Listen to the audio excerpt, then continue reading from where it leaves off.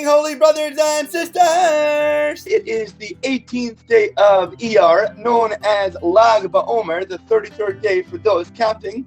It is also the Yartzeit of Rabbi Shimon Bar Yochai, who revealed the depths of Kabbalah through this day when a great fire and illumination was brought into the world.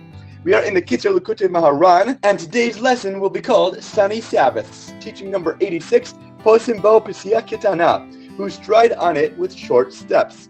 This is from the Shabbos table song. The main sphere over which the external forces hold sway during the 6 weekdays is that of the feet, in that they do not allow a person to walk in God's ways. On the Holy Shabbos, however, the feet regain the ability to walk, as alluded to in the verse, "If you turn back your feet because it is Shabbos," from Isaiah 58:13. But just as a child first starts to walk, still needs some assistance to support him, so too when a person begins to walk in God's ways on Shabbos, he still needs assistance to support him. This assistance is the element of truth, which is an integral part of the holiness of Shabbos. As our sages of blessed memory said, even a common boar is afraid to lie on Shabbos, from Demai 4:1. We know that the letters of truth are the words emes, aleph, mem, and taf, each which have 2 legs to stand on for each letter. And the opposite of truth is sheker, which means a lie. And every one of those only has 1 leg, because we know that a lie cannot stand on 2 legs, and eventually all falls down.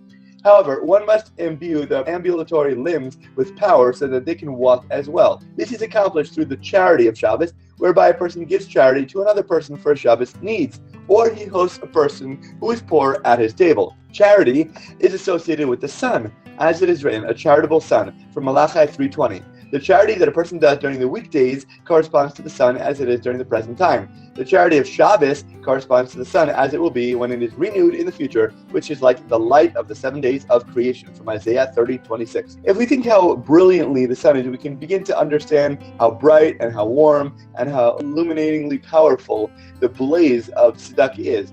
For during weekdays, but when we give for Shabbos, which corresponds to pure spirituality, our effects go beyond calculatory digits and raise to the realm of the infinite. As soon as a person wishes to follow the path of the upright, he must have fear and awe of God. That is, he must at least have fear of punishment. This kind of fear is called tzedek, righteous, or justice, and is associated with strict judgment. Thus, in most cases, when a person first begins to draw closer to the service of God, he is beset by strict judgments and suffering, God forbid. Subsequently, however, when he comes to the truth, that is fear and awe of God's exaltedness, as opposed to fear of retribution, which is called emunah, faith, then all the strict judgments are mitigated at their root, and great loving kindness and compassion are drawn over him. Instead of a child not misbehaving out of a fear of punishment when he listens to the will of the parent, simply when he does it because it is their request, this is the ultimate love and builds bonds that exponentially build so much greater. And teaching number 88,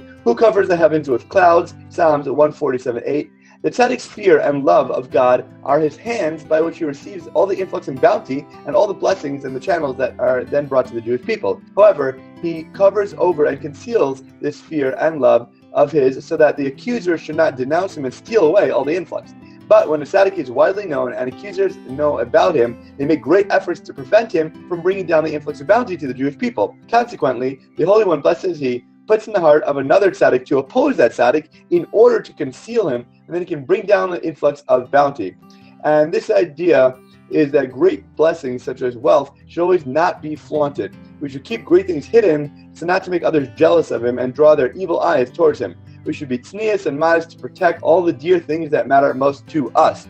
As always, thank you so much for learning together. And if you enjoyed this lesson, please remember to like, comment, share, and borrow. And please God, we'll learn again tomorrow.